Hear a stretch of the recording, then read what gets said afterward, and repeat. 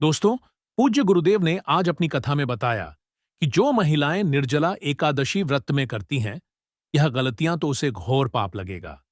साथ ही बताया कि निर्जला एकादशी का व्रत साल 2025 में कब रखा जाएगा, 6 जून या 7 जून। इसी के साथ में बताया कि क्या हम व्रत के दौरान पानी पी सकते हैं या फिर नहीं पी सकते हैं, और अगर पानी पी सकते हैं तो इसके क्या नियम होते हैं, किन नियमों का हमें पालन करना होता है जिससे कि इस व्रत का हमें संपूर्ण फल प्राप्त हो सके। इसी के साथ में जानेंगे कि जो गर्भवती महिलाएं होती हैं, क्या उन्हें निर्जला एकादशी का व्रत रखना चाहिए या फिर नहीं रखना चाहिए। इसी के साथ में जानेंगे कि जो महिला या जो व्यक्ति इस कठिन से कठिन व्रत को धारण न कर सके, तो फिर उन्हें कौन से ऐसे नियमों का पालन करना चाहिए जिससे कि उन्हें भी इस व्रत में संपूर्ण फल की प्राप्ति हो सके। इसी के साथ में जानेंगे कि जो व्यक्ति इस व्रत को पहली बार धारण करने वाला है, वह भी इस वीडियो को अवश्य देखें, और जो प्रत्येक वर्ष इस व्रत को धारण करता है, उन्हें भी यह वीडियो अवश्य देखना चाहिए। दोस्तों, निर्जला एकादशी जो होती है, वह साल की सबसे बड़ी और सबसे विशेष फल देने वाली एकादशी होती है, और इस एकादशी पर ना तो अन्न ग्रहण किया जाता है और न ही जल ग्रहण किया जाता है। इसीलिए इस एकादशी को निर्जला एकादशी कहा जाता है। साल में 24 एकादशी आती है, और मात्र इस एक एकादशी का व्रत यदि आप धारण कर लेते हैं तो आपको सभी एकादशियों का फल एक साथ प्राप्त हो जाता है। तो दोस्तों, सबसे पहले जान लेते हैं कि निर्जला एकादशी कब पड़ने वाली है। देखिए, निर्जला एकादशी प्रत्येक वर्ष ज्येष्ठ मास की शुक्ल पक्ष की एकादशी को आती है, जिसे कई स्थानों पर भीमसेनी एकादशी के नाम से भी जाना जाता है। देखिए, इस बार निर्जला एकादशी 6 जून शुक्रवार को सुबह 2 से 16 से प्रारंभ होगी, जो कि अगले दिन 7 जून शनिवार को सुबह 4 से 47 पर समाप्त होने वाली है। तो उदया तिथि के अनुसार इस बार निर्जला एकादशी 6 जून 2025 शुक्रवार के दिन रहेगी, और इसी दिन आपको इसका व्रत भी रखना है। अब दोस्तों, जो भी माताएं बहनें या जो भी पुरुष निर्जला एकादशी का व्रत रखते हैं, तो उन्हें कुछ नियमों का पालन भी करना होता है। तो देखिए, निर्जला एकादशी का व्रत धारण करने वाले व्यक्ति को व्रत शुरू होने से एक दिन पहले और व्रत समाप्त होने के एक दिन बाद तक इन नियमों का पालन करना होता है, जो कि हम आपको इस वीडियो में आगे बताने वाले हैं। यानी कि दशमी तिथि, एकादशी तिथि और द्वादशी तिथि, इन तिथियों पर आपको इस व्रत के कुछ नियमों का पालन करना होता है, तभी जाकर के आपको इस व्रत का संपूर्ण फल प्राप्त होता है। तो देखिए, सबसे पहला नियम, इस एकादशी के एक दिन पहले और एक दिन बाद तक आपको तामसिक भोजन का सेवन नहीं करना है। साथ ही में आपको चावल का सेवन भी नहीं करना चाहिए।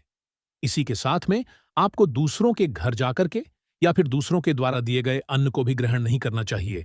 इसी के साथ में आपको कांसे के बर्तनों का इस्तेमाल नहीं करना चाहिए। इसी के साथ में आपको इस एकादशी के व्रत में शहद का बिल्कुल भी सेवन नहीं करना चाहिए। साथ में आपको मसूर की दाल भी नहीं खाना चाहिए। इसी के साथ में आपको चने की दाल और चने का जो बेसन होता है, उससे बने हुए किसी भी प्रकार की सामग्री का सेवन एकादशी से एक दिन पहले और एक दिन बाद तक नहीं करना चाहिए। तो आपको एकादशी के व्रत में इन चीजों का सेवन नहीं करना है। साथ ही में एकादशी से एक दिन पहले और एक दिन बाद दशमी तिथि और द्वादशी तिथि तक इन चीजों का सेवन नहीं करना है।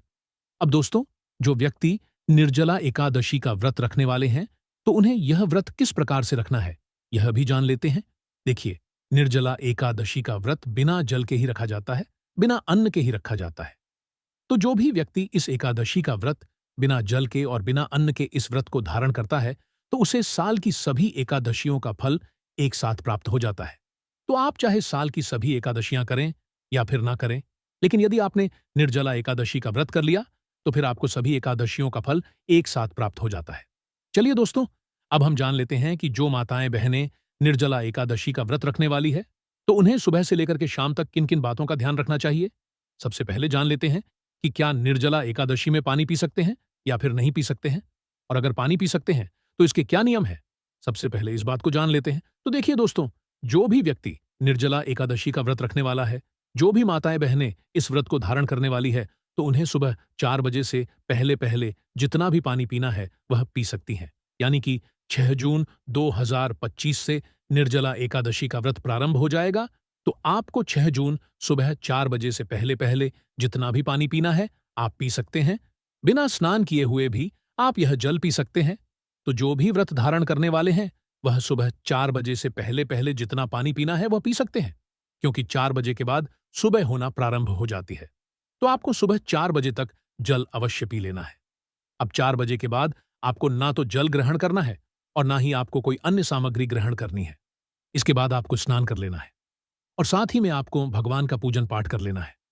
और इस दिन आपको झाड़ू नहीं लगाना है। देखिए, झाड़ू इसीलिए नहीं लगाना है क्योंकि जो छोटी छोटी चींटी होती है, कीड़े मकोड़े होते हैं, वह झाड़ू के नीचे आ जाते हैं। तो इस दिन आपको इस पाप से बचाना है, इसलिए आपको इस दिन झाड़ू नहीं लगाना है। तो आपको सुबह प्रातःकाल स्नान करने के बाद आपको जहां भी आप भगवान का पूजन करते हैं वहां पर आ जाना है। इसके बाद आपको लड्डू गोपाल जी का स्नान करना है और अब आपको अपने व्रत का संकल्प लेना है। तो निर्जला एकादशी व्रत का आपको संकल्प लेना है और अगले दिन आपको इस व्रत का पारण भी अवश्य करना है। तभी जाकर के आपको इस व्रत का संपूर्ण फल प्राप्त होगा। अब देखिए, यह व्रत कठिन इसीलिए होता है क्योंकि इस व्रत के दौरान आपको जल बिल्कुल भी नहीं ग्रहण करना है। आपके मुंह में आप कुल्ला वगैरह कर सकते हैं, लेकिन आपको अपने कंठ में जल बिल्कुल भी नहीं उतारना है। अब देखिए, पूरे दिन आपको बिना जल के रहना है। तो आपको इस व्रत के दौरान ज्यादा बोलना नहीं है, क्योंकि ज्यादा बोलने से आपका मुंह सूखेगा और फिर आपको जल की आवश्यकता होगी। अब देखिए, यदि आपको पूरे दिन भर में यदि आपको ज्यादा प्यास लगती भी है तो आपको एक गिला कपड़ा लेना है और इसे आपको अपने होठों पर लगाते रहना है। तो इस व्रत में जल गले से नीचे नहीं जाना चाहिए। तो पूरे दिन आपको बिना जल के ही रहना है। इसी के साथ में पूरे दिन आपको भगवान का नाम जप करते रहना है। इसी के साथ में आपको कुछ और नियमों का भी पालन करना चाहिए। इस व्रत के दौरान आपको अधिक मोबाइल नहीं चलाना चाहिए। बार बार आपको मोबाइल नहीं खोलना चाहिए। हाँ, यदि आप चाहे तो अपने मोबाइल में भगवान का भजन चला करके सुन सकते हैं, भगवान का नाम जप कर सकते हैं। अब देखिए, ये तो हो गई दिन की बात, लेकिन जब भी शाम का समय आएगा तो जब भी आप दिया बाती करेंगे तो आपको कोशिश करनी है कि जब भी आप दिया बाती करेंगे निर्जला एकादशी व्रत के दिन, तो इस दिन आपको शाम के समय भी स्नान करके ही अपना दीपक बाती करना चाहिए। तो इस प्रकार से आपको अगले दिन इस व्रत का पारण करना होता है। तब तक आपको जल ग्रहण नहीं करना है। ऐसा नहीं कि आपने शाम होते होते ही जल ग्रहण कर लिया। अब दोस्तों, हम बात कर लेते हैं ऐसे लोगों के बारे में जिनके शरीर की ज्यादा क्षमता नहीं होती है, यानी कि जो लोग इस व्रत को बिना जल के नहीं रख सकते हैं। तो फिर उन्हें किस प्रकार से इस व्रत को रखना है, अब हम इस बारे में जानते हैं। तो देखिए, जो बुजुर्ग लोग होते हैं या फिर जो गर्भवती माताएं बहनें होती हैं, तो यह लोग पूरे दिन बिना जल के इस व्रत को नहीं धारण कर सकते हैं। तो जो लोग बिना जल के इस व्रत को धारण नहीं कर सकते हैं, तो वह पानी पीकर भी इस व्रत को धारण कर सकते हैं। लेकिन इसके कुछ नियम हैं। तो देखिए, आपको एक कार्य करना है। एक तो आपको सुबह सुबह 4 बजे से पहले पहले जितना पानी पीना है आप पी सकते हैं। इसके बाद जो बुजुर्ग हैं, गर्भवती महिलाएं हैं, यदि वह इस व्रत को धारण कर रही है तो वह दोपहर में भी जल ग्रहण कर सकती है और शाम के समय में भी जल ग्रहण कर सकते हैं। लेकिन यदि आप इतना भी नहीं कर सकते हैं तो आप जल के साथ भी इस व्रत को धारण कर सकते हैं, यानी कि जल की जब भी आपको आवश्यकता हो आप जल पी सकते हैं और इस व्रत को आप धारण कर सकते हैं। और जो बुजुर्ग होते हैं, गर्भवती महिलाएं होती हैं, उन्हें फल की आवश्यकता होती है। इसी के साथ में दूध वगैरह भी आवश्यकता होती है। तो ऐसे लोग इस व्रत में फलहार भी ले सकते हैं, फल भी खा सकते हैं और इस व्रत का इस प्रकार से संपूर्ण फल प्राप्त कर सकते हैं। तो यह नियम केवल बुजुर्गों के लिए, गर्भवती माता बहनों के लिए और जो छोटे बच्चे हैं या फिर जो बाहर काम करने के लिए जाते हैं उनके लिए है। लेकिन जो महिलाएं स्वस्थ हैं और घर पर ही रहती है, उन्हें यदि वह निर्जल इस व्रत को धारण करेंगी तो संपूर्ण फल इस व्रत का प्राप्त होगा। इसी के साथ में यदि आप बिना जल के इस व्रत को नहीं कर सकते हैं तो फिर आप व्रत की सभी नियमों का पालन करें। केवल आप इस व्रत में बार बार जल पी सकते हैं। लेकिन जो लोग इस व्रत को निर्जल रखते आ रहे हैं, बिना जल के इस व्रत को रखते हुए आ रहे हैं, तो उन्हें इस बार भी निर्जला व्रत ही रखना चाहिए। तो इन नियमों का आपको पालन करना है। इसी के साथ में जो व्यक्ति निर्जला एकादशी का व्रत रख रहे हैं, तो उन्हें कोशिश करनी है कि यदि आप जल के साथ भी इस व्रत को धारण कर रहे, तो आपको कोशिश करनी है कि कम से कम जल के साथ आपको इस व्रत को धारण करना है। यानी कि बहुत अधिक आवश्यकता हो तभी आपको जल पीना है, नहीं तो आपको जल बार बार नहीं पीना है। तो कम से कम जल के साथ यदि आप इस व्रत को धारण करेंगे तब भी आपको इस व्रत का संपूर्ण फल प्राप्त होगा। इसी के साथ में दोस्तों, जो व्यक्ति निर्जला एकादशी का व्रत रखने वाले हैं, तो उन्हें निर्जला एकादशी की कथा भी अवश्य सुननी है। बिना कथा सुने यह व्रत आपका आधा अधूरा माना जाएगा।